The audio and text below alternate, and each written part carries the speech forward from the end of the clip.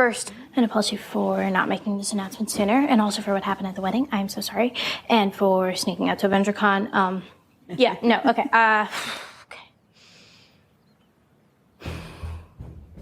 I am the light girl. You're what? Nightlight. Oh my God! I had no idea. Oh, Toba. You told them already? But Kamala, I only told Abu.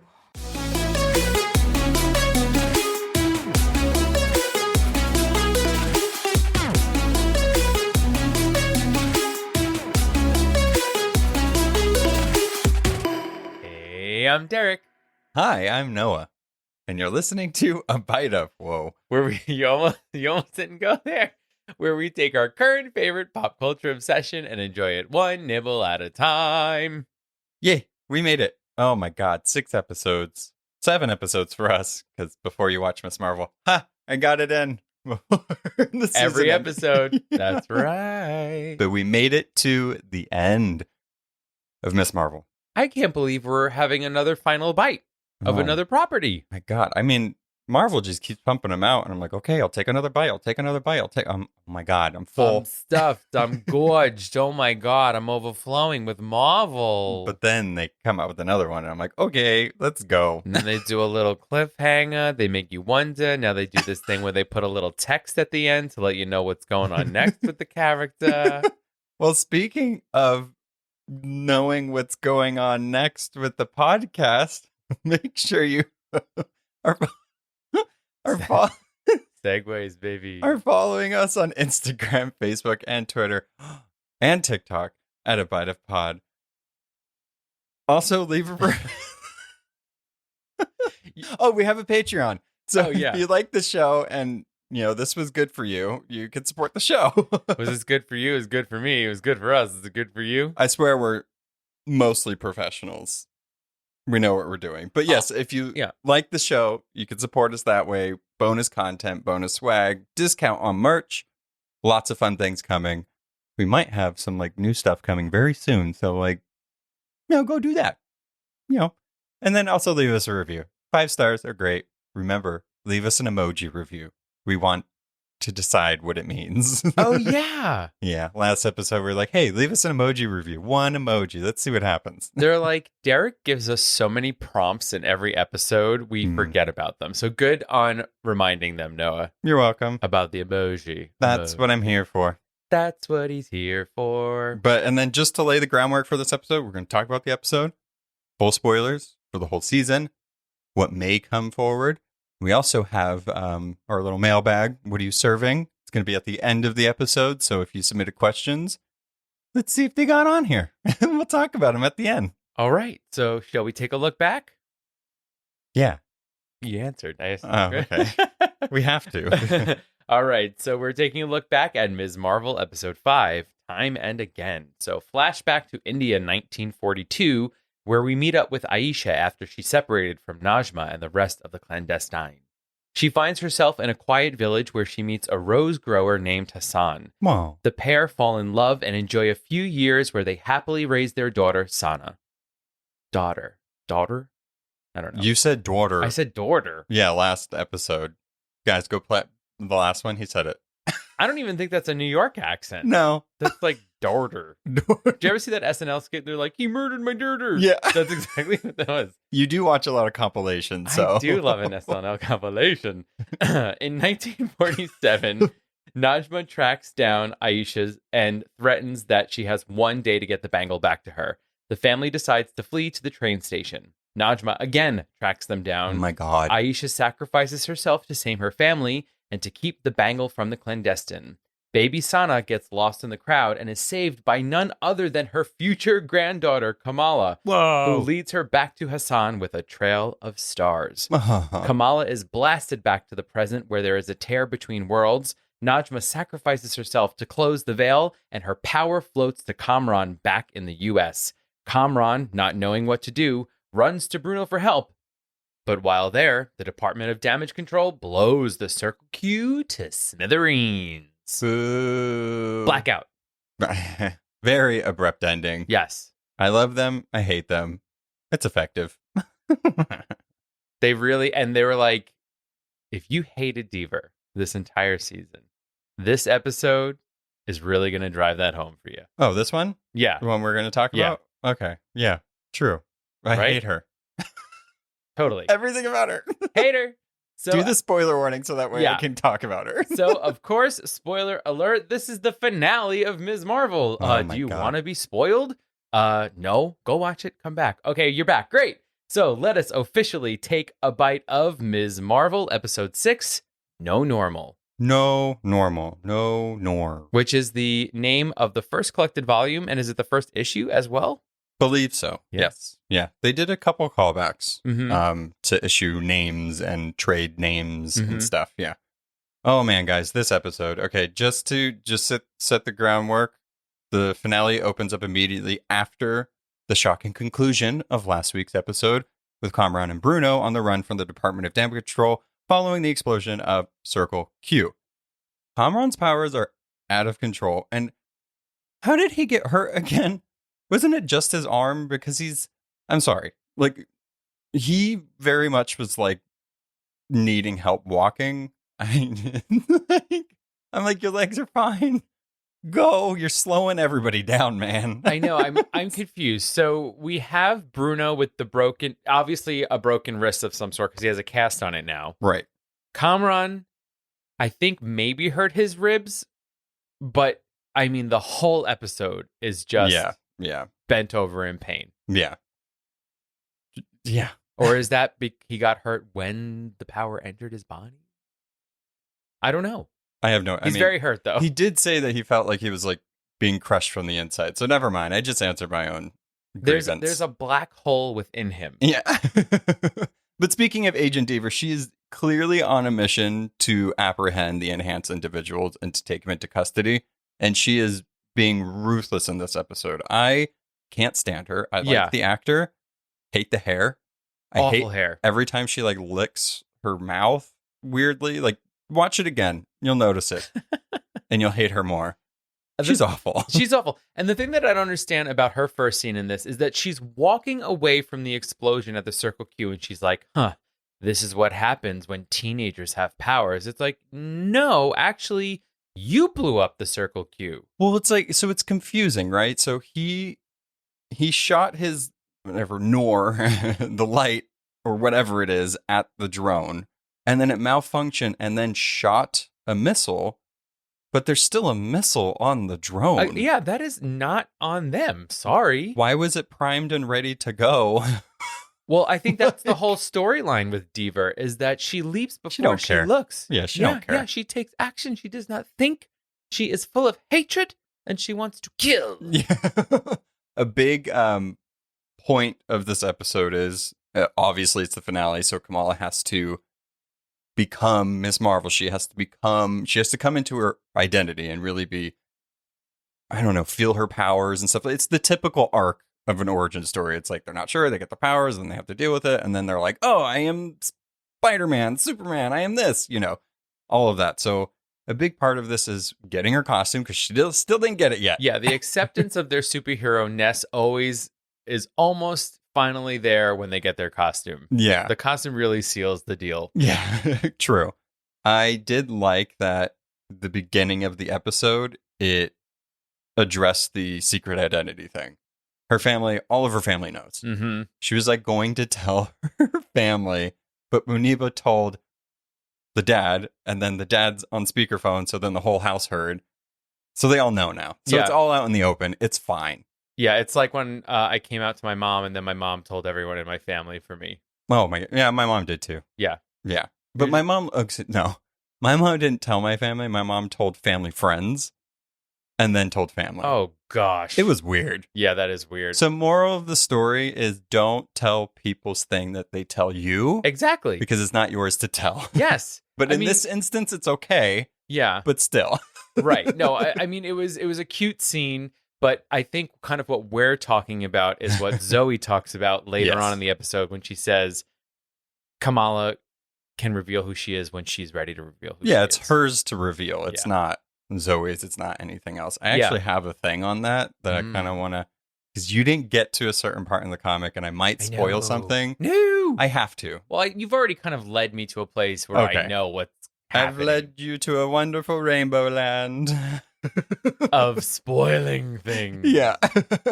So in her final identity and getting the costume arc, at least in this episode, she does get her costume. And none other than Moniba gives it to her. She presents her with a custom, sleek, tailored outfit. Outfit. Incorporating her mask that Bruno gave her, the red scarf, and the lightning bolt symbol derived from the Kaf or K sound from her name. One of my favorite details in this scene is that she gives the costume to her in a milk toffees box. Yeah. So the presents that her mom gave her now hold the present that she gives her daughter. Guys. Come on. It's so sweet. The thing that this show gets 100% correct is relationships with people and the family dynamic. This is the first time in the MCU so far, in over how many years, how many properties, we've had 30 movies or 30 shows/movies already. Yeah. There has not been a family dynamic that's been like this or parents that are this supportive. Yeah. Well, let's see. The last episode, Moon Knight's mom was horrific. Not the last episode, the last series. Look at the family dynamic in WandaVision. Not great. No, even the parents in there were not great. Yeah, exactly. Although I will say that in Falcon and Winter Soldier, Sam Wilson's family was pretty great. Yeah. His sister and the nephews. Oh, yeah. But But this is the best. Yeah, this we is didn't absolutely get the best. We didn't get to sit with them like that. They weren't like an integral part to it, but I mean, agreed. I actually did forget about them. Yeah, and also, but another weird family was Kate Bishop's mom. Swordmaster Kingpin worked for Kingpin. Yeah. Marrying Swordmaster that turned out just to be a dork. Be a guy who liked swords a lot. Yeah, there is one other thing as far as like her coming into her identity that I want to talk about, which is further in the episode, but it just makes sense to talk about here. The conversation with her dad later on about how her name in Urdu means Marvel, but then how like they tried for a while and they couldn't, and then she came and then she was perfect, and how the name just means all these different things. But then that was the thing. That was almost the final piece to round out the series, or at least her identity arc. Oh, he was like, "You're our Miss Marvel." And I was like, stop it. That's so much better than just like her idolizing Carol and then just taking the name. Yeah. Not only does she share a name with Carol freaking Danvers, but Carol freaking Danvers. It's like she doesn't have to like almost ask permission. It's my name. It's her name. Man, what are you going to do? Yeah. I really love that scene on the roof. Again, I think it shows that beautiful family dynamic. It's her getting her name. And as she sort of light hops into the distance, you can see her reflection in his glasses and just how enamored he is by her and how proud he is. And he says magic. Yeah. Pure magic. Leading up to that like final scene we see with her parents, he tells her that it doesn't matter if you saved one life, you saved them all.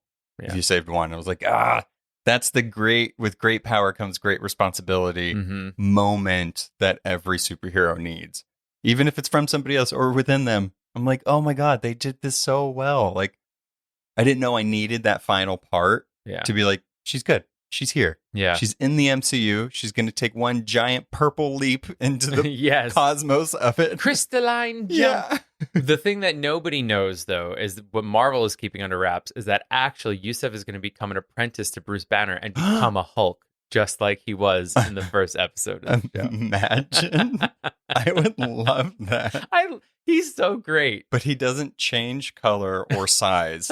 He has the same strength, but he has to like paint himself green. And he wears the costume. Yeah. What does she call him? Like Big Hulk and Little Hulk. Yeah. I love it. I do want to say though, like just speaking of her powers, like how she like hops around to get around. It sounds great. And it's one of those sounds that it's like thwip with Spider-Man's web or Wolverine's claws. It's like I can see that kind of being like, oh, I'm gonna know that Miss Marvel's coming if that happens. But I do want to say, so in the comic she stretches. So she can kind of just like step over a block and stuff like that, so she gets places a little faster. Is she? How it's like it helps her because she doesn't have to go on the street or transportation, but hopefully she finds a faster way to get around. You know what I mean? Like, She must get winded. She's running a lot. she's just like, okay, 50 platforms. I gotta take a break. My God. Too much. It takes a little bit. Maybe she'll get, I mean, like maybe as her powers grow, she'll get more speed or bigger steps. I mean, or I'm something. sure. I just thought it was funny. I'm like, it looks amazing, and it is easier to travel that way, but hopefully she gets an easier way to travel. A big chunk of this episode is with our Jersey City gang. They're all finally back together. We had about 2 episodes almost with most of the Jersey City people gone. Yeah. Which was interesting. I think it was needed, but it was interesting. Well, we were kind of talking about that, right? We're like, where is everyone? Yeah. I mean, it's like, it makes sense, but it was funny. Like, I almost feel like the series almost had a bit of like a whiplashy moment with like almost reintroducing people of like, oh, they met up with Kamala because of this. You know what I mean? Yeah. So it was an interesting way to do it, but I guess they had to. Well, I think the biggest whiplash of the whole thing was Zoe. Oh my God. She like came out of nowhere. Yeah. I mean, out of everything, if you can't tell already, I think we both mutually really loved this episode and the series as a whole. In this episode, I think one of the only thing that I can, like, if I'm nitpicking is like, oh, okay, I guess Zoe joining them was like one of the most rushed things. Yeah. It was like, oh, okay. But I think I did say, it was like 3 episodes ago, and we were like talking about like, okay, I guess that was Zoe's arc because she like disappeared.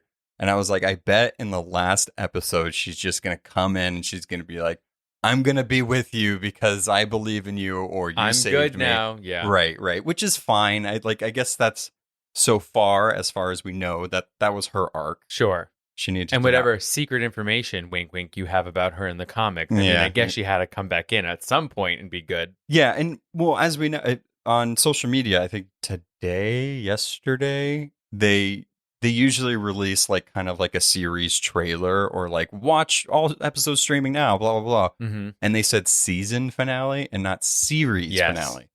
So I'm Yeah. assuming we're getting a second season. Kamala's world is going to keep getting bigger. Oh, for sure. I can't wait.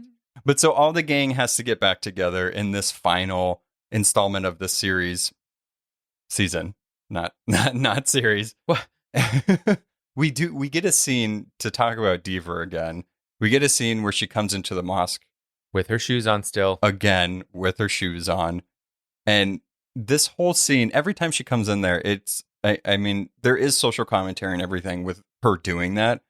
But they even went a step further in this one when she's telling them of who she's looking for. And then you have somebody in the mosque that's like, you're literally describing everybody in here. Yeah. So it's like you don't even have any other descriptors than just based off of what you see. Right. And I think there's that social commentary, and there's 2 other instances as well. You know, when Bruno and Kamran first get there, he's like, well, you'll grant us sanctuary. It's Right. a religious place. And she's like, this is a mosque in America. What do you think? Right. And then when Deaver first walks in, they all whip out their IDs immediately. Yeah. She's like, everybody with your IDs. You're like, oh, that was quick. This isn't our first rodeo. Also, you've been in here before unannounced. So I think they're a little prepared. And I think that like that detail of her not taking her shoes off again is, you know, if it was a character that we were rooting for, right?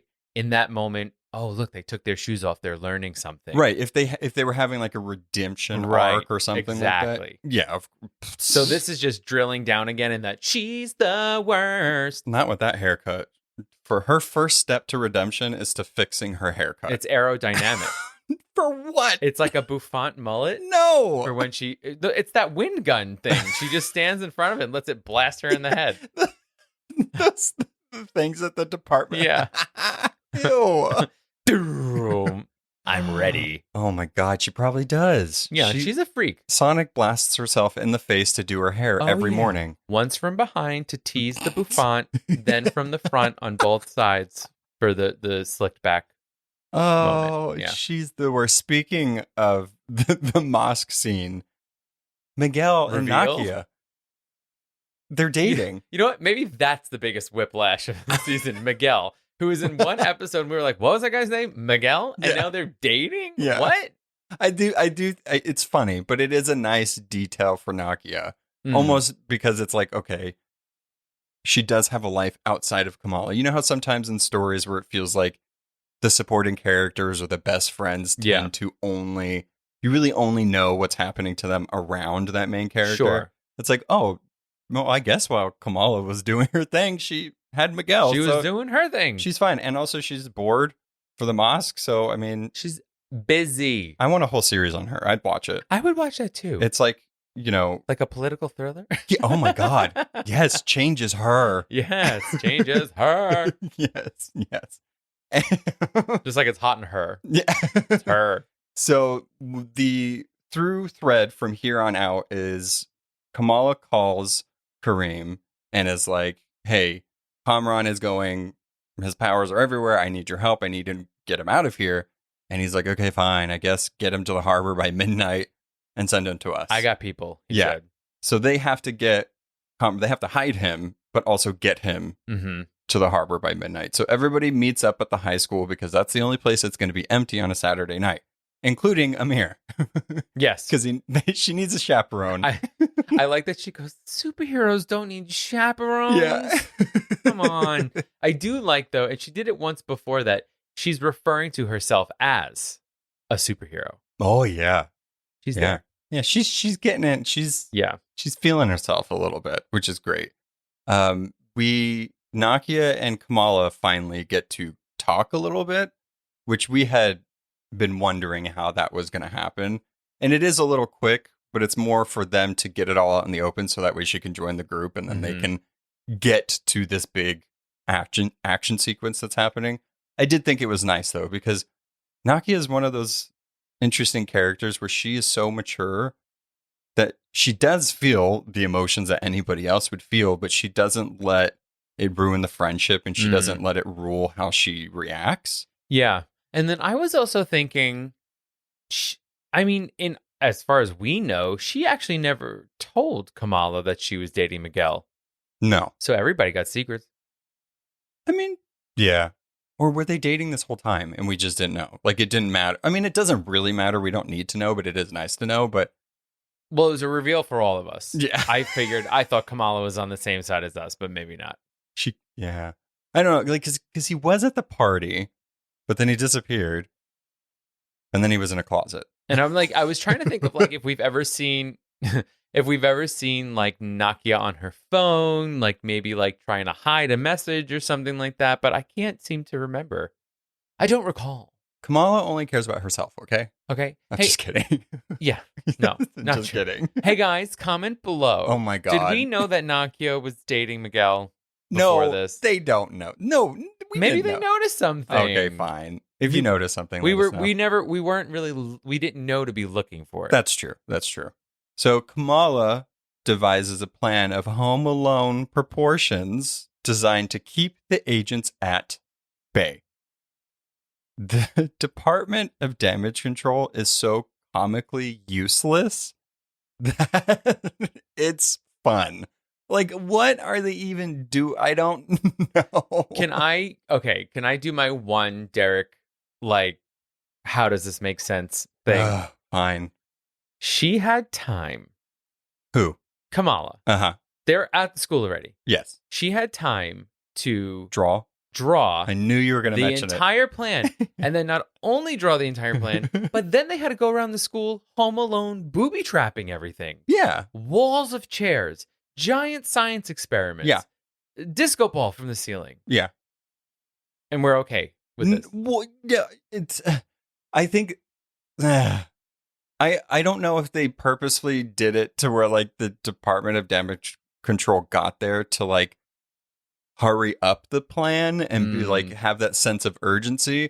But I feel like, because I did kind of feel that way too. I was like, well, like, are they just standing out there waiting? Like they could have just came in, but they could have easily fixed that with all of that stuff led up to, and then they're there, like the Department of Damage Control. Exactly. And they're like, oh no, get this ready and then go. Right. They could have done that, but I think that was just a weird decision. Yeah, I mean, it's definitely a suspend disbelief thing. Oh yeah. And I'm willing to let it go, but I just needed to say it. Yeah. Because I know others were thinking it. If anybody ever gets the chance to read the Department of Damage Control comics, there's a lot of interesting names. I didn't know there were here. comics. Yeah, they were in the they had their own comics. Oh, get out of here. I talked about it in Before You Watch Miss Marvel. I don't remember that, guys. Thanks. Hey guys, comment below. Well, so to be fair, there's not that many issues, but they still kind of exist. But it's more funny. Like it's not a serious comic or anything like that.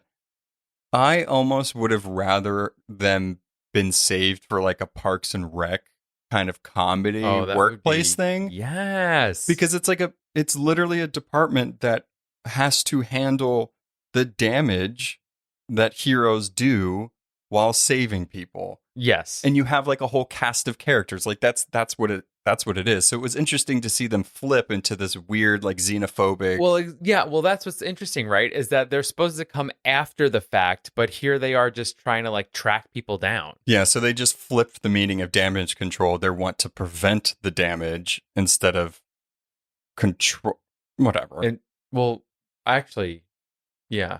I feel like their name actually makes more sense in this instance. And the other instance would be like the Department of Cleanup. Well, they were a mess. Damage. So they were a mess. I believe, was it Gail Simone? Oh, who wrote it? There's a comic called The Cleaners that's kind of like that. Mm-hmm. I don't know. It's just fun. It's a fun thing because it's like another facet of the superhero genre that's not really explored ever, but it's fun to. I do like that someone thought of that though. Oh yeah, that's fun. Yeah, that's fun. Yeah. So, guys, the Department of Damage Control is getting bad press, and Agent Cleary doesn't like it. And he's like, hey, Deaver, stop. And she's like, okay, but not really. So what does she do in response? She calls in more people? More people. Yeah. Who? Why wasn't he there? Because he was busy. Did you see that board behind him with all the people's faces on it? No, not when you got a loose cannon like Diva. You got to be watching her like a hawk. Yeah. There is. So this is okay. We'll talk about Zoe. So because like there's a bunch of scenes that happen in this whole scene before we get to the actual Home Aloneing, because again they had tons of time to prepare and have some heart-to-heart combos. Heart to heart. There's a moment where Zoe and Nakia talk a little bit. Like they were able to have a conversation. In the comics, they're actually pretty good friends. And it's because, so Zoe, as we talked about, and as you read, how she was dating that jock and then whatever, they break up and she discovers that she is part of the LGBTQ community. Okay. She had a self-awakening and she had a crush on Nakia. Aww. So there's a really, really beautiful moment in the comics where Zoe's dealing with that. And then she actually talks to Nakia about it. And Nakia has the best response to it and loves her more afterwards. That way it's not awkward. Like she doesn't feel that way about her. Mm-hmm. Like she feels humbled and she's like, I can't believe you would like me of like all people. But it's just so sweet. And in this moment, so when she was talking about how she's like, I'm not going to tell people, like that's her thing to tell. I'm like, they're tipping on it. They're right there. I'm assuming they're going to save it for maybe a storyline in the second season or something like that, because they planted the seeds and it's there because it was very apparent. Like she didn't have to say that, but she did. Mm-hmm. So I'm like, oh, yay. They're going that route with her. Yay. I'm just glad they didn't have her dating like some stupid jock that later on turns out to be like crazy and all that. I mean, fingers crossed Marvel comes through for us to just give us a gay character. Well, yeah, or open, like confirmed openly, like they are. Yeah, but no, like not the Love and Thunder queer baiting. Yeah, or Faustus. Well, Faustus is. Well, he was. Yeah. Did you guys listen to our Love and Thunder episode? Okay, we talked about it. Yeah, we did talk about the queer representation in the MCU. There is some lacking. Getting there, it's fine. A pin isn't enough. I agree wholeheartedly. Yeah, but so I love this whole fight between Damage Control and the kids and Amir because it's crowd pleasing. Mm-hmm. I think it has all the recipes for everybody, something for everybody to like. It's fun and it's clever. Yeah. I mean, my favorite. So I wrote down 3 of my favorite moments from this whole thing. Zoe trying to open, like break the thing for the Yes. fire extinguisher. Yes. It was so funny. The big exploding foam. It was just fun. It was cool. Science. That is called elephant toothpaste. What? That's what that experiment is called. Elephant toothpaste. Okay, so when I was doing the Miss Marvel finale, spoilers without context. Yeah. Do you know how long it took me to find that foam? Because I had no idea what it was called. Should have asked me. I should have asked you, but it was like 6 a.m. So. Girl, you know me. I've already walked a mile. Yeah. Let's go. I was like, I put giant foam experiment, big foam videos. There's a lot of weird videos out there, guys. Don't look at it. Yeah, it's hydrogen peroxide, dish soap, yeast, and then warm water. Oh yeah, just normal things you have lying around the house. Most of those things are. No, I know. That's what I'm saying. Yeah. Like don't do that at home. Or if you do, tag us. Well, yeah, and people do. You could do it in like a water bottle. Oh, okay. You don't have to go so big. It's okay. fun though. It goes. My last favorite one is when they thought that Zuzu was a bomb.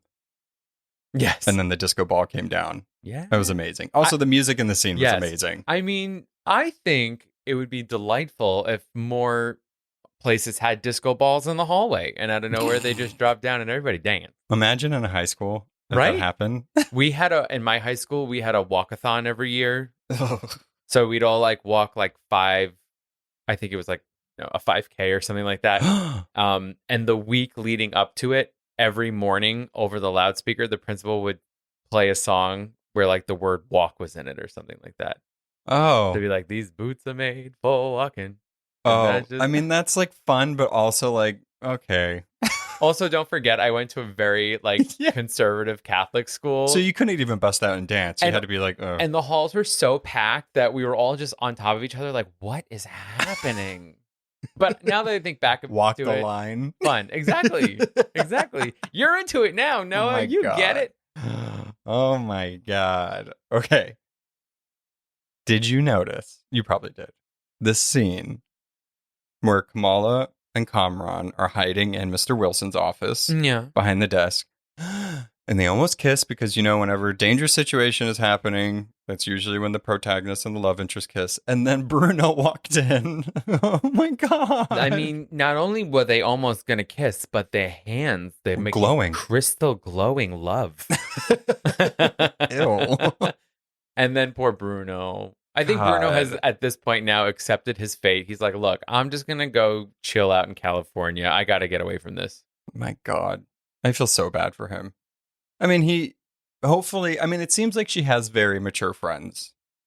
So it seems like he did take it with stride, but I'm sure his heart broke. I mean, they've been friends forever. You know what, though? Good for him in being like, okay, would that really hurt? But we are in a life or death situation right now. We need to move on. Right. I do think an important part of this to mention, though, is that as we learned from Kamala during the chalkboard scene, her second one, by the way, in the series, which again, a nice callback. Yeah. Right. And then also, I want to take another callback though, which is something I enjoyed. So Amir finally, in that moment where like they're all having these heart to hearts, Amir goes to Kamran. He's like, so you're not really my cousin, are you? And then I didn't even catch that. Yeah. And then he goes, do you even like the British Bake Off? Which I really appreciated. I didn't even hear that. But again, that's a good callback, right? So Amir thought he was someone else. And so in this scene, they did a lot of like tying up some ends that were left out there, which I appreciate as a viewer because I'm always looking for those details. Right. But as we know, the real plan of this whole thing really was to just kind of stall the department, because really the thing was that they wanted Zoe to get all of her followers there to be at the school to sort of support them and show them what the Department of Damage Control was doing. Yeah. I mean, that, which I think was smart. It's playing to everybody's strengths. And they're like, hey, you have like whatever millions of followers, like show them what's happening. Because it's one of those things where there's so many like secret organizations, especially in the MCU, that there's a bunch of them doing this stuff, but nobody knows about it because you see something, you show something. Yeah. I mean, you do. And it got the community to come to where they were. which ended up in the end helping them out in some way. Absolutely. Yeah.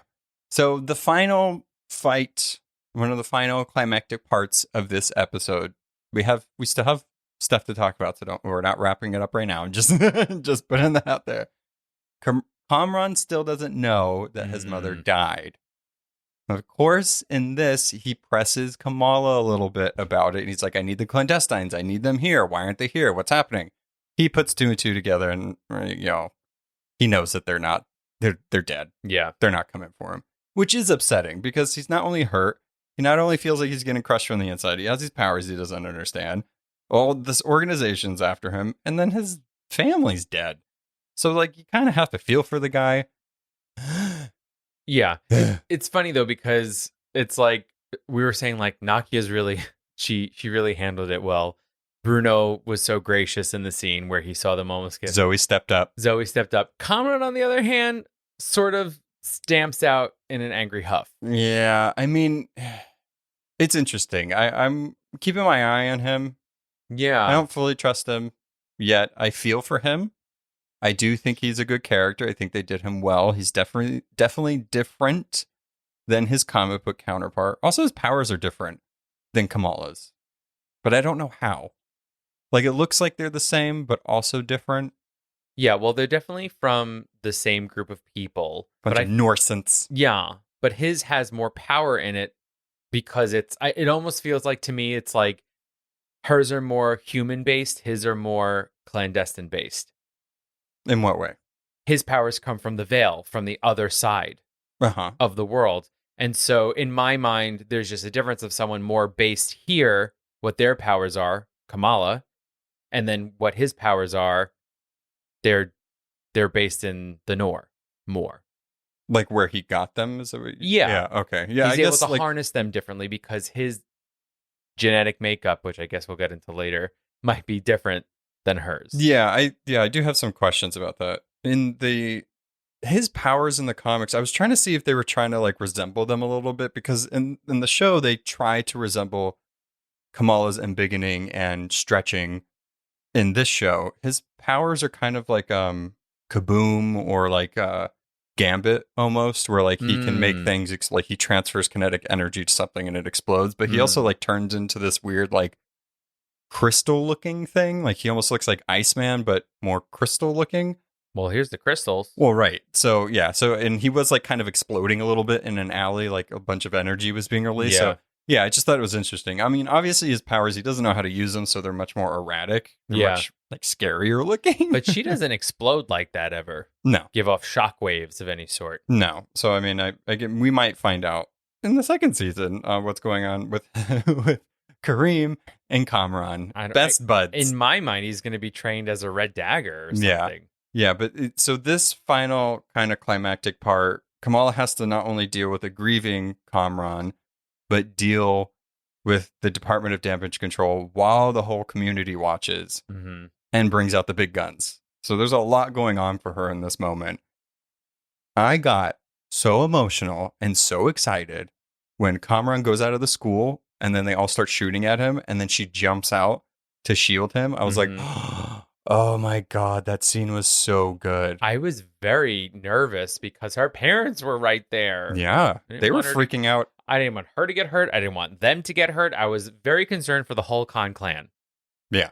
Right? I do feel like it also kind of, I mean, that's a very like tropey, not in a bad way, but a very tropey thing for a hero to do is to like protect somebody with their powers like that. But it did kind of give me Monica Rambeau vibes from WandaVision, where she stood in front of the kids and blocked the bullets.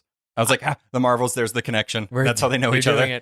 You know, I do have to say that I feel like, for the most part, a big difference between Kamran's power and Kamala's power, or at least how they're using them.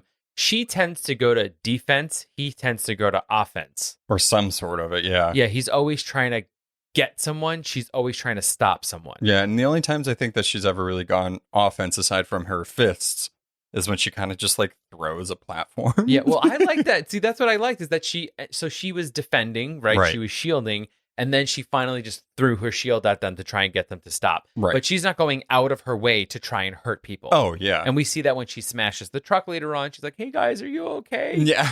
Oh, that was sweet. And he's like, yeah, Miss Nightlight. And they're like, no, not that light. Not that name. That was so funny. Okay, guys. One of the things we had said that we wanted in the show and how they were going to do it in beginning. She said the word. She did the thing. I loved it. Me too. 100%.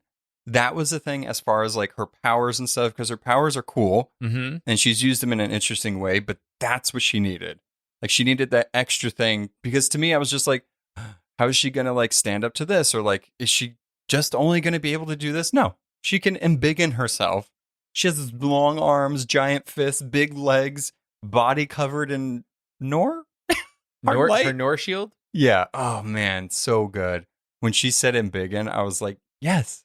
Yes. I literally at 5 o'clock in the morning went, yes. Yeah. It She was very found exciting. herself. She found herself. She's naming her things. She has her costume. Yeah. I mean, She's this saving everybody. scene was like what we were definitely, this is so cliche, but it was what we were waiting for the entire season. Right. But it was. We really got to see her come into her own. She got to be strong. She accepted who she was. Her parents accepted her as well. They supported her.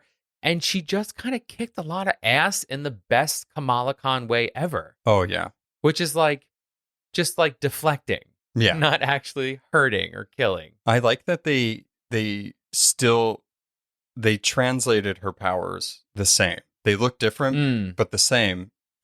When she embiggens in the comics, when her mass increases, so does her strength. So like the bigger she is, the stronger she is. Yeah. Comparatively to the mass of the thing that she's hitting or picking up. So when she caught the car that Kamran made almost like kill her entire family and community, when she saved it, she was able to hold it and put it down, which I was also waiting for something like that. I was like, is she going to have like not super strength, but the ability to do that? She does. She does. I'm so happy. I like it. It looks different, but you know, whatever. I love her. I think that in this scene, we really saw them kind of creating these new powers, but still giving a nod to the powers from the comics. We got to see it all come together finally. And it was kind of a little old with a little bit of the new. Right, exactly. Well, and I think you can tell too. So the Sana was one of the co-creators, was involved in this. And you can tell that the people that really loved this and wanted to have the same themes or the same things that people felt for the comic in this. And as far as like how I felt when I read that comic and what it made me feel, I felt it this entire time. I feel like that's what they did.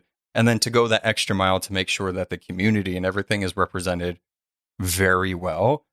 From what I've seen, it's done that. Yeah. So like, I mean, it's so cool to see these creators be able to do that. It's like, oh, I helped make this thing. It might not have been what I wanted because of other things, but now I get to actually tell the thing that I want to tell. Yeah. And you can tell. You can tell that they tell them to tell. I said tell a lot, but you got it. You know what I mean? So when Kamran goes full Nor nuclear, and all the lights that turn to knives going everywhere. Yeah. I loved, again, the scene where Kamala made the dome over him and then they got to talk. She got through to him by telling him how much his mom loved him in the end. She was like, no, she saved this world for you. She sacrificed herself for you. And then he does have a conversation of like, but they're not going to accept me and they're not going to accept you. Yeah, and he says, I'll never be normal. And she says, there is no normal. Name drop, episode name drop. Yes. I loved it. Yeah, so Kamran gets to leave, but then Kamala's by herself against the Department of Damage Control. One of my favorite comic book movie things that they do is when the community stands with the hero, and they did it in this one. They mostly do it in Spider-Man movies, but they did it in this one, and I was like, yes, get it. Yeah, they were like, out of the way, Department of Damage Control. We got to save our hero. Yeah, I love scenes like that. Yeah, and of course, they're all holding their phones up. They're showing, like, so it's spread. The mission of Zoe spreading the word. They came there, and now they're doing it tenfold. Yeah, and I hope something actually happens with it. But, like, who do they report that to? Because, like, cops were there, and cops weren't doing anything. Well, the cops actually ended up being on the community side. Yeah, I didn't mean like not actually doing anything, but you know what I mean? Like they weren't trying to stop the Department of Damage Control. So I guess they're over Like the I police guess, force. Yeah, it's like what? Like state, I don't know, CIA, what? federal, Yeah. supreme. I don't Yeah, know. exactly. I'm going by like Taco Bell orders. Like Mild, fiery, crunchy.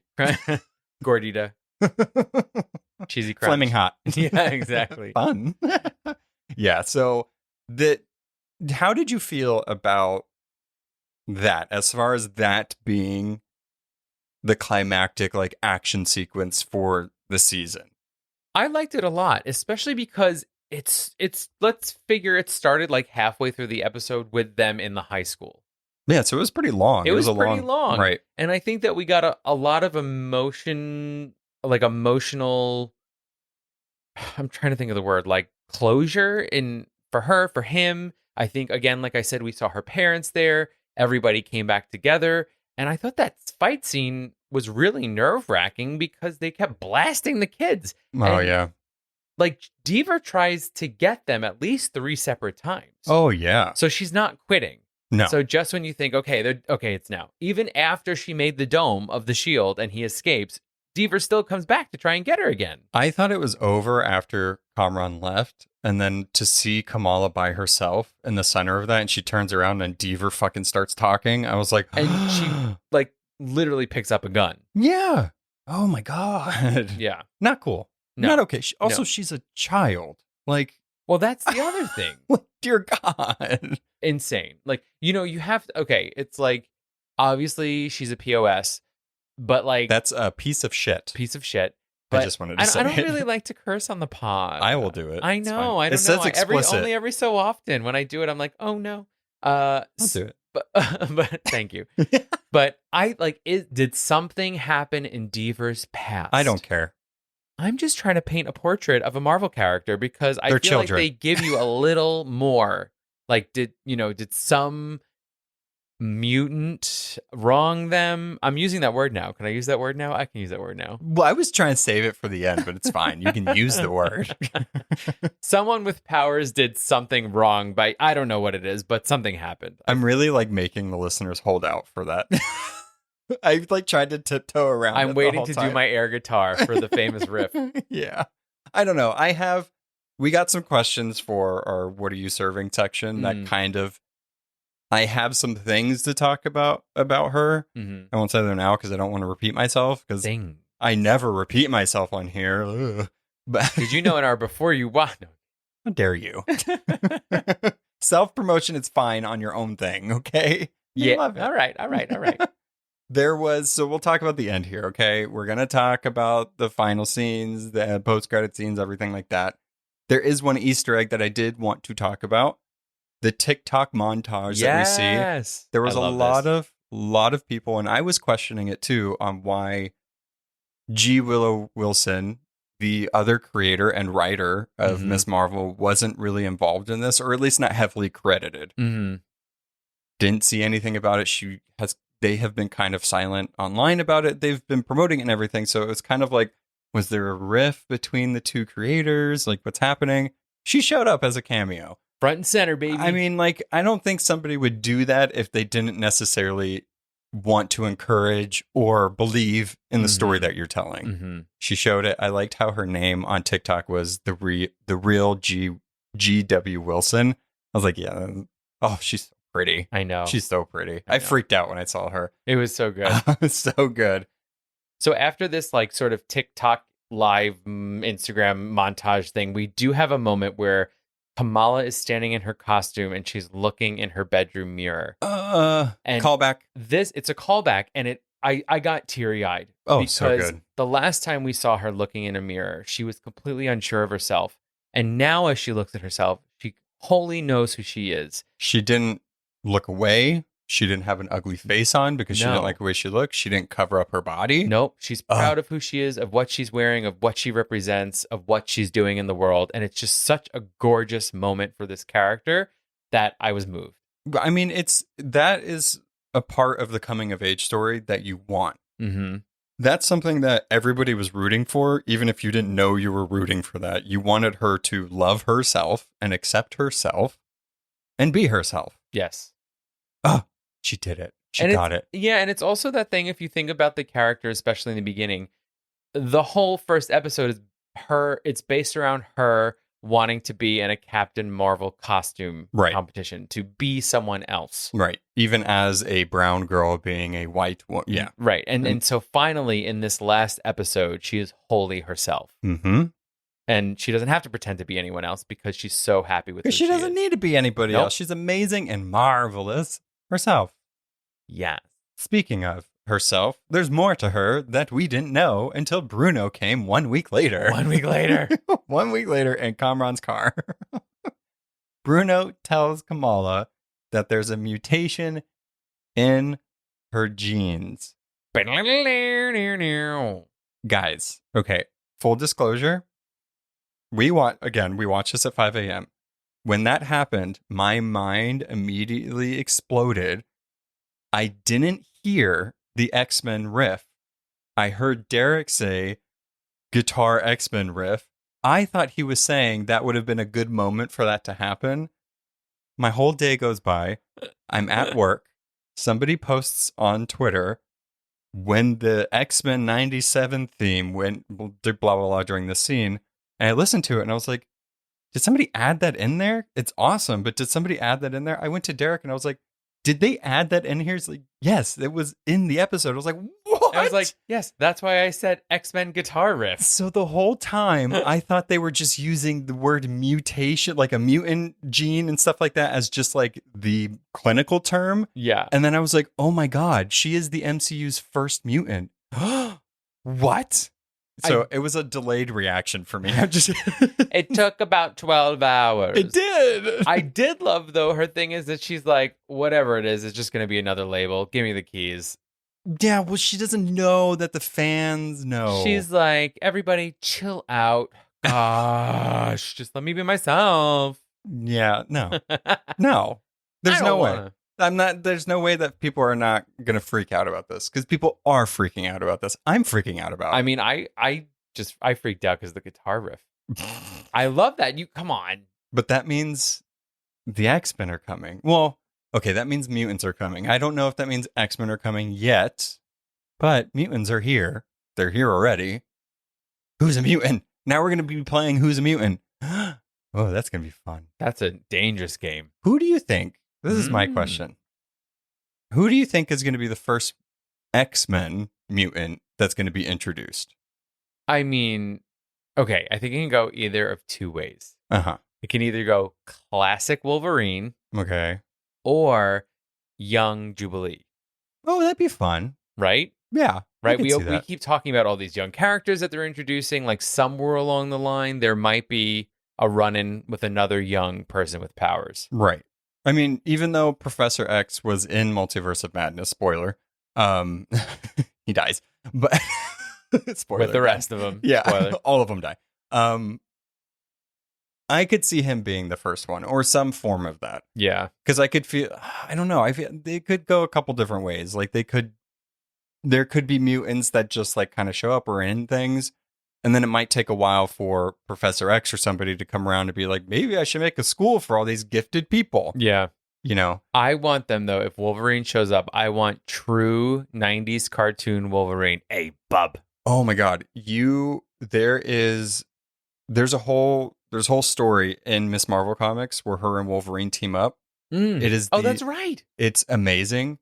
It's so funny. It's so loved cool. that. Yeah, I actually liked his costume in that. A lot of people didn't. Me too. It was a little sleeker. It was fun. But that would be cool. Like, I want a Wolverine Kamala moment just because of that. I'm like, oh, she's a mutant now, so Wolverine, come on. That was Where really, really fun. Yeah. Yeah, so I'm super excited for that. There is, of course, the big Inhuman of it all, and what does that mean?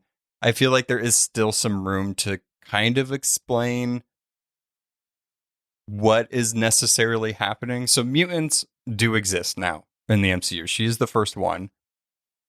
So what I'm thinking, because a lot of people, and I kind of had this question of like, okay, so what was the clandestine thing all about? Like, if she's a mutant, like, did the Bengal actually release her powers? Or was she just able to access what her powers always were because that thing, you know?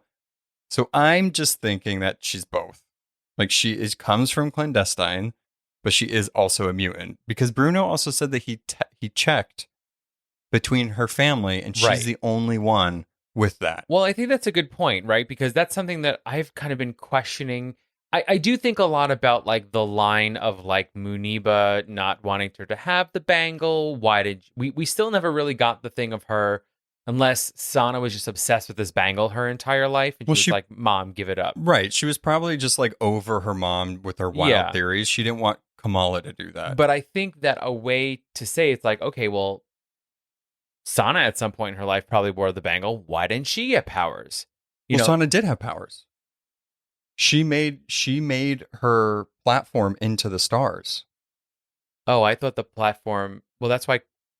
Oh, Yeah, so she made the platform, but then Sana controlled them. That's why she had her hands up. She was controlling. She actually made the stars from the platform. I thought Kamala made a platform that broke apart, and Sana, being a baby, was just like in awe of the stars floating away and followed them. Yeah, no, she kept that energy. Okay, then I don't have a theory anymore, because my theory was that the only reason that Kamala has powers is because she has mutated genes. Yeah. But then if Sana has powers as well, then she has It has to mutated come from genes as well? Yeah, it has to come from somewhere. I mean, if it's gonna, I guess, go the way a gene works, it's gonna have to come from somebody. So I mean, if she could do it, then I would assume that she could do it. Maybe it just skipped her mother. Skips a generation. Skips a generation, but Amir didn't get it, so Sorry, Amir. I don't know how that works. I mean, I don't know. But that's the thing. I mean, like the X-Men movies kind of explained it differently, and the comics explains it differently. I do want to say that if you go on Reddit, Aman had a whole Q&A that she answered with people submitting questions and everything, and like what she felt after the finale and overall with the series. And she goes into this whole thing about how like Kevin Feige told her that she was going to be the first mutant and everything like that. And she talks about like the Inhuman versus the mutant and everything like that.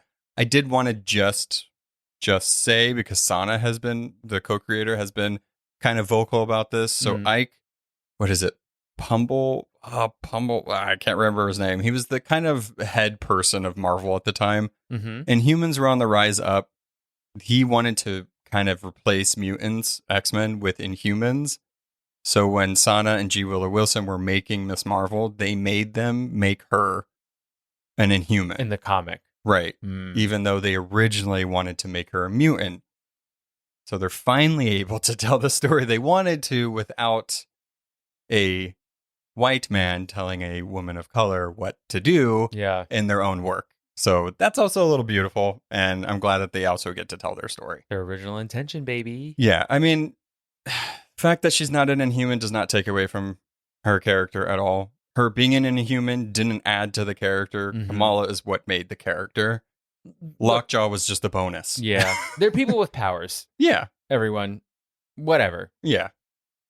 So believe that. That's it. So the post-credit scene, we got to talk about this. This one has confused the masses and makes a lot of people scratch their heads, which I think is the point of this. Yeah, well, okay, go on. So Kamala's band goes, blah, blah, blah, blah. She's like, what? It goes haywire. She falls through the closet door, and out pops Carol Danvers, Brie Larson. Yeah. Carol freaking Danvers. Mm-hmm. And it's not, okay. It's not a freaky, okay, so from what we can tell, it's not a Freaky Friday situation where they like mind swapped in their bodies. And it's not a white chick swap where their bodies swapped, but their mind stayed where they were. Right. And it's not a shape-shifting thing. And the only reason why, because she can shapeshift in the comics, the only reason why I'm saying that is because this Captain Marvel, when she gets out of the closet, she doesn't look in the mirror once. So she's not Kamala confused on why she is Captain Marvel. It's Captain Marvel confused on why she's in a room that has her face all over the walls. Right. Negabands. Two of them. Rick Jones used to become Captain Marvel by hitting the negabands. And him and Captain Marvel would switch places. Ah. So here we go. They only found one band. Dun, dun, dun. Where's the other band? Who has the other? I mean, it was on a Kree arm. She went to go defend the good group of Skrulls against the Kree.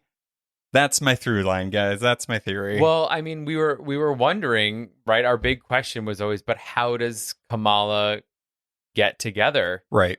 for the Marvels? Well, I think we have our answer because they swapped, so they have to get together. But poor Kamala, she's probably floating in space right now. Yeah, I bet you she wishes she was doing her science homework instead. That is definitely a Dear surprise. God. Probably launched into the middle of a battle or something like that. Oh my God. Well, hopefully she's protected with the Nor. Maybe she's with Monica Rambeau. Maybe that's where... You know, I'm thinking... Because at first, whenever I was like, I wonder who's going to show up. One of them has to show up in the finale. It'd be weird if a Marvel didn't.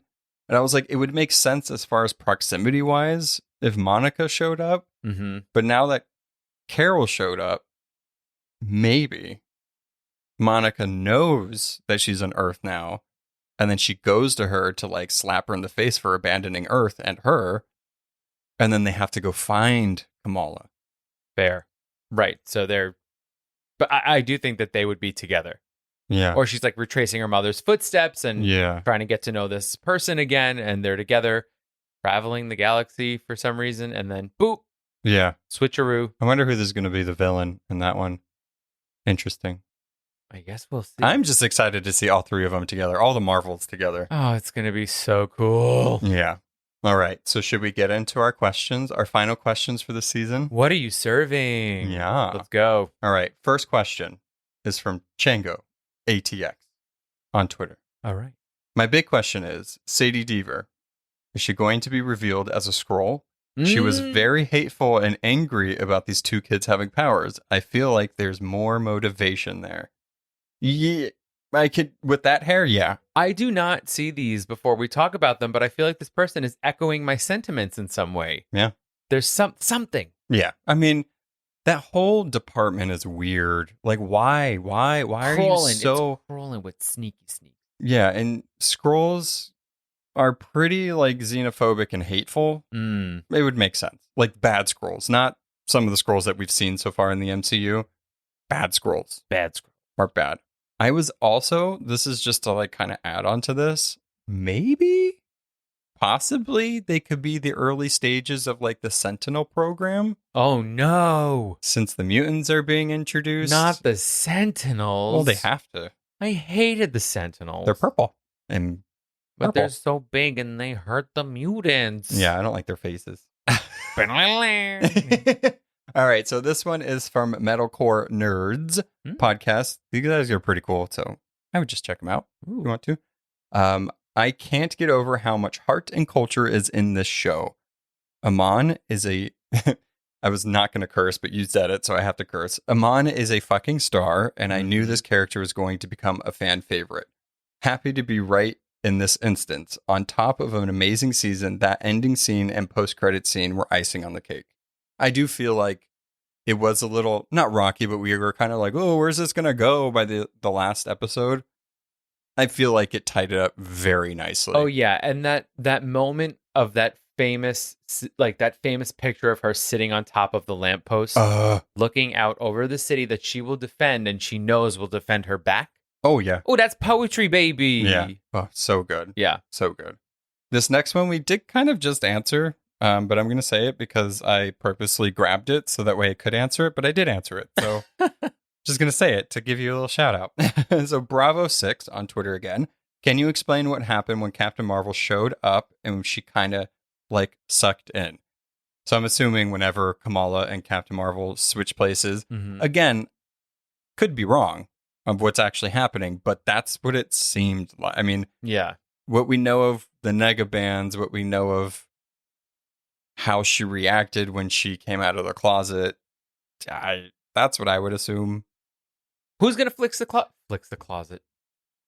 Not Captain Marvel. She's out of there. She left. Yeah, I was trying to like look at her wrists or anything to see if she had a band on. It looks like she had like weightlifting gloves on. Yeah, she's cool.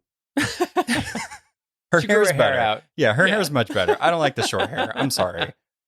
It looks fine in the comics, but I'm Brie Larson. I feel like Endgame Captain Marvel had no humanity. Oh, she was in there to fuck shit up. Yeah. I loved it. I felt like in this 3 seconds that she was on screen, she was like back to being. Well, she's also like, whoa, my face is everywhere. I will tell you this. I miss Brie Larson in my life. I'm excited. I love to Brie have Larson. more of her. She's great. Yeah. So this one is from Undercover Titans, also on Twitter. This is, again, more of a thought, because you guys can share your thoughts and theories and everything like that. This is by far my favorite show Marvel has put out. The rooftop scene with her father, the embiggen moment, her mom making the suit, her name meaning Marvel were all fantastic. And the big reveal is cool, but ultimately, as long as Kamala sticks around, I don't care what she is. 100%. And it looks like this is a season, not a series. I mean, to me, it feels almost like they're making Kamala like the Spider-Man, like the Captain America. No, I'm not saying necessarily that much of a leadership role, but more of like a headlining, like she is the new wave of heroes that are coming, and she's going to fully push that forward. I'm excited to see what it's going to be like when one of these MCU television characters their origin happens in a television show. Right. They go to a movie, and then we get a second season of the show. So that's okay. Good point. Is that how it's going to happen? I've been wondering this. Like, is it going to be like, are we going to get movies of these characters, or are just TV shows and they're just going to be attached? Well, she's going to be in. Oh yeah, Marvels. the second. No, that's what I'm saying. But like, it's interesting. Like, is she ever going to get a Miss Marvel movie, or is it going to be just show?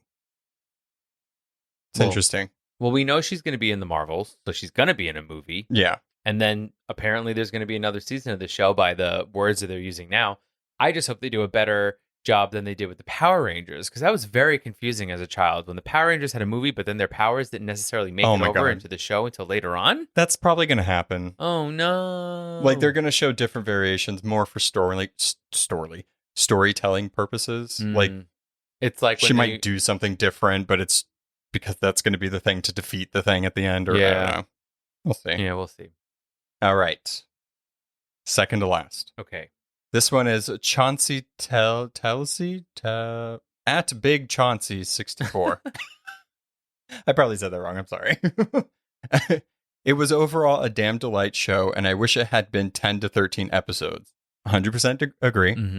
The 6-episode format needs reworking because it often underlines and rushes a lot of good stuff. Yeah. I mean, I think there are some of those nuances that we realize.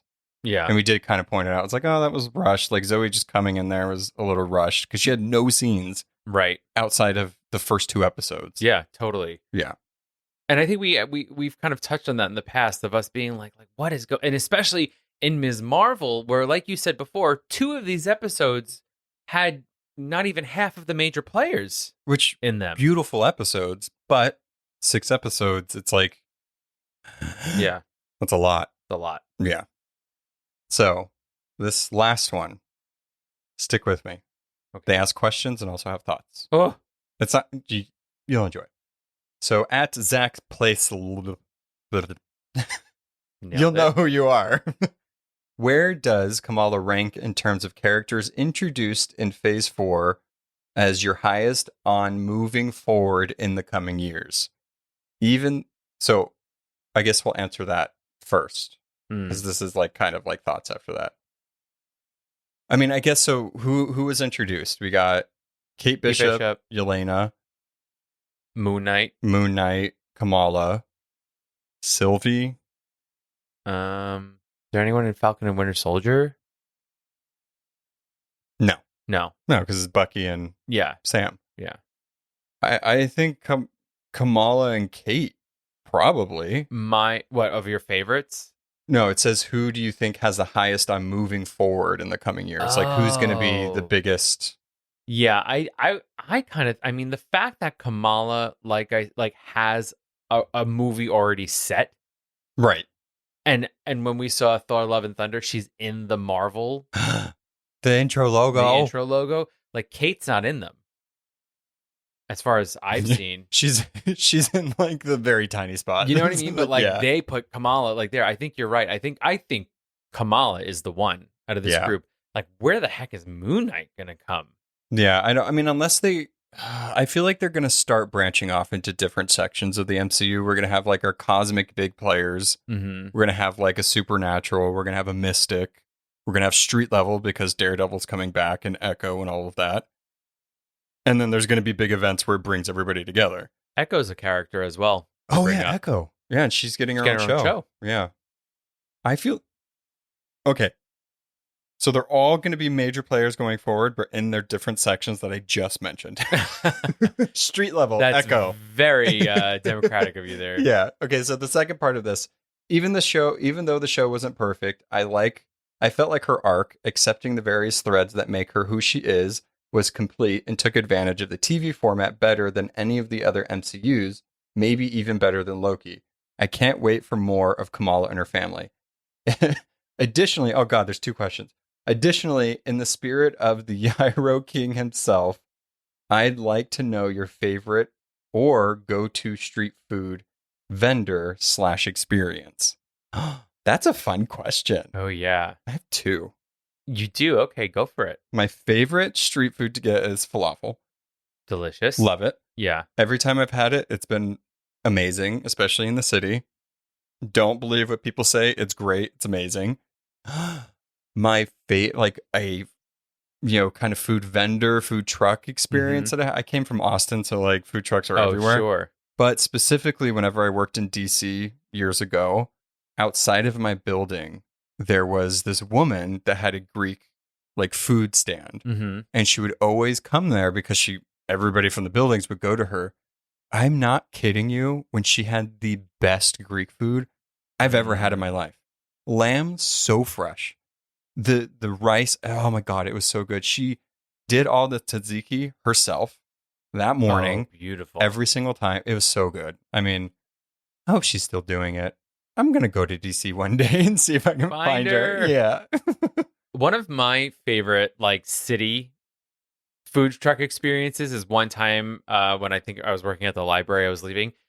It was like right before they got like sort of not necessarily mainstream, but like were more well known. There's Cool House ice cream sandwiches. Oh, yeah. And so you would pick your cookie that you wanted and the flavor ice cream. And I think I got like a really fun, like salted caramel potato chip kind of cookie. And then the ice cream's delicious.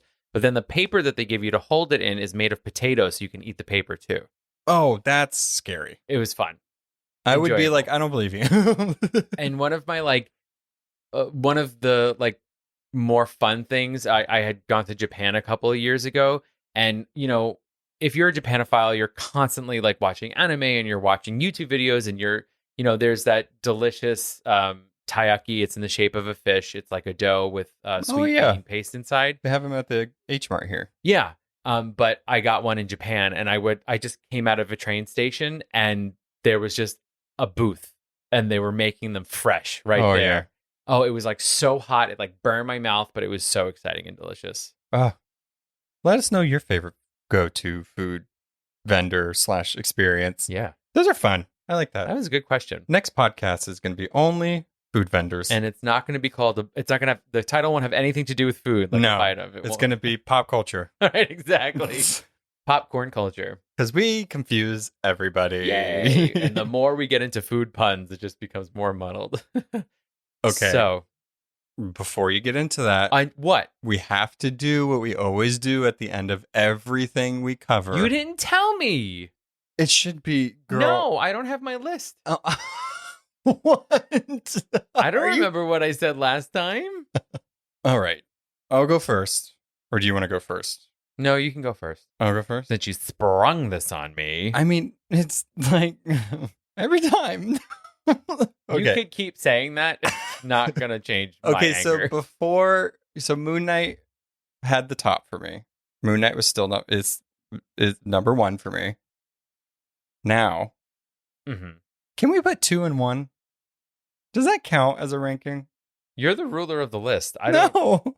If I could do that, Moon Knight and Miss Marvel would be the same for me. But for purposes of whatever, because there are like list purists out there, I will say Ms. Marvel, Moon Knight, WandaVision, Loki, Hawkeye, Falcon and Winter Soldier, and What If. That is my list. I'm not explaining why. You should know why. No, I'm just kidding.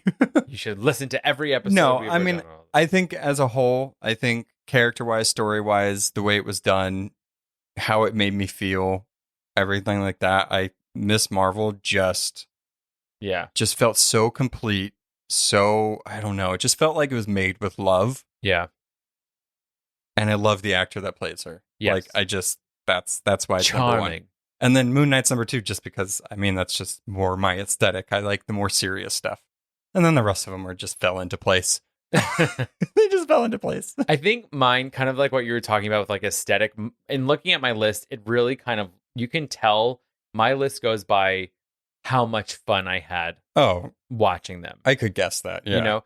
So my top one is still WandaVision. Whoa. I still think that it was so innovative with the True. sitcoms and how they changed the intro song every time and the costuming. It just was like, the production of it was just amazing. Yeah. Ms. Marvel, Interesting. number 2. Okay. Hawkeye. Whoa. Okay. Yeah. Wow. I love that. I mean, I love Kate. A romp. I liked it. Yeah. It was a holiday romp. Yeah. I think, so watchability, Mhm. I could probably rewatch WandaVision and I could watch Hawkeye during Christmas. Yeah. You know what I Yeah. mean? Like, I don't know if I'd watch any of these other ones again, but those two for sure. Yeah. Then it goes Loki, Moon Knight, What If, and Falcon and Winter Soldier. Moon Knight moves so far down on your list. You know, and you know what really made me realize that I wasn't in love with Moon Knight? What? Ms. Marvel. Okay. Because thanks, Miss Marvel. Rewatching Ms. Marvel, like for a second time, was like, oh, yes, I get to watch it again. I get to discover more. Moon Knight, I'm like, oh my gosh, I mean, it was like a psychological thrill ride that I just didn't want to buckle up for. I mean, look, he could do as many British accents as he wants. It was still a lot to deal with. Yeah. I thought it was good. Towerette. Thank God. Thank the gods for Towerette. What? Hello, Layla. Yeah, she was cool too. You're like, whatever. No, give me that hippo.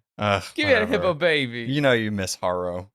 No. Yeah. Never. Yeah. Never. All right. Ever. Well, those are our rankings. Let us know yours. We'll probably post about it. Yeah. Let us know. I want to know what everybody else. I mean, we don't take these rankings seriously. We just like to kind of make a checklist of how we feel about the things afterwards. That's fun. Yeah, we're very about emotions. Yeah. Yeah. All right, let's get into the final crumb of this bite of Ms. Marvel, which is, of course, the special segment. We're really stretching out this episode, too. Funny you would say that, because the segment is, well, that's a stretch. We started this special segment series with a toy, and we are ending it with one, too. Oh, God. Before we get into it, we must ask ourselves a very important question. Don't. What goes downstairs? Stop. Oh, my God. Alone or in pairs and makes a slinkety sound. The answer? A spring. A marvelous thing. Didn't I think last episode's was this? Yes. Yeah. But did you hear that? A marvel? Oh, no, I did. Yeah. Thing. Everyone knows it's Slinky. Uh-huh. This toy, which has been around for about 8 decades, was an accident. Whoa. In 1943, the inventor, mechanical engineer Richard James, was looking to create something for the Navy that would hold cargo in place while at sea. He accidentally dropped his coiled work in progress and saw it fall over itself. Enamored by the movement, he showed it to his wife Betty, who came up with the name for the toy by looking in the dictionary. As time went on, she was like, let's see, Slinky, literally. It was already a word? Yeah. So he stole a word. It means like a sinewy movement. Fine.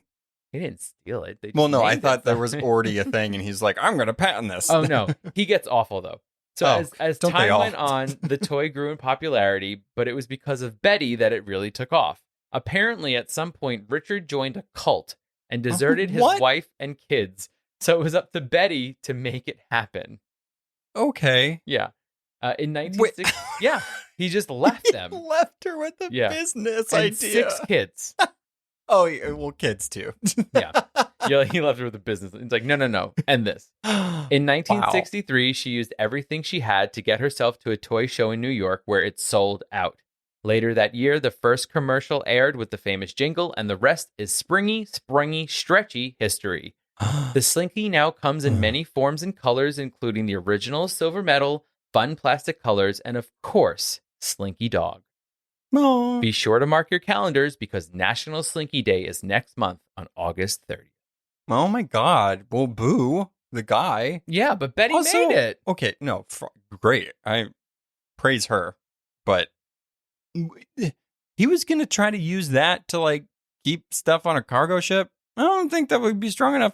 Yeah, I think it would have had to have been much thicker coil and maybe not springing. Or can just stretchy. slink downstairs. Yeah. Well, it was a happy accident. Yeah. He made Slinky. What kind of cult did he go into? I didn't read into it. I was over him. I wanted more about Betty. Yeah. Okay. So next season of the podcast is going to be a true crime podcast. It's going to be all about the Slinky. Yes. Amazing. Yeah. Oh my God. All right. Well, this season's over. We've kept you here long enough in your car or at work, at home, doing chores, cleaning, whatever you're doing. Thank you for joining us. Thank you. It was great. It was fun. It was marvelous. Miss Marvel's great. Mm-hmm. Hope you enjoyed the show. What a great season. Yeah. All right. Bye. Bye. Thanks for listening to A Bite of, artwork and editing by our own Noah. Be sure to subscribe and follow us on Instagram at A Bite of Pod and on Facebook at A Bite of. If you have questions, recommendations, or just want to say hi, you can email us at abiteofpod@gmail.com. You can find us on all podcast platforms. Please be sure to rate and review to spread the word. Hope you join us next time on A Bite of. Bye.